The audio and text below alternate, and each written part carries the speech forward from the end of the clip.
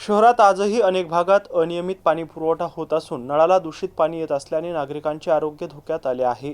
संपूर्ण शहरभरात पिण्याचे पाण्याचे नियोजन विस्कळीत झाले असताना या प्रश्नाकडे महानगरपालिका अधिकारी दुर्लक्ष करत असल्याचा आरोप स्थायी समितीच्या बैठकीत नगरसेवकांनी करत याबाबत तीव्र नाराजी व्यक्त केली आहे। सोमवारी स्थायी समिती सभापती अनिल मखरे यांच्या अध्यक्षतेखाली प्रशासकीय मुख्य सभागृहात स्थायी समिती बैठकीचं आयोजन करण्यात आलं होतं। या प्रश्न उत्तराच्या तासावर चर्चा सुरू असताना नगरसेविका श्वेता त्रिवेदी यांनी आपल्या प्रभागातील अनियमित पाणीपुरवठ्याबाबत प्रश्न उपस्थित केला।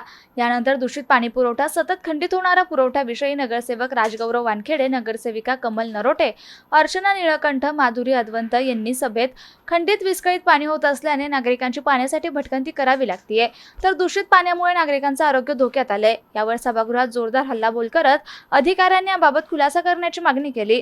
तर अमित भुईगळ यांनी नागेश्वरवाडी भागात नळाला अनेक तास पाणीपुरवठा केला जातो, इतर भागात पाण्याचा वेळ का कमी असतो याविषयी कार्यकारी अभियंता अनिल तनपुरे यांना खुलासा करण्याची मागणी केली। प्रशासनाकडून याविषयी त्वरित उपाययोजना करण्याचे रोलिंग सभापती अनिल मखरे यांनी प्रशासनाला दिले।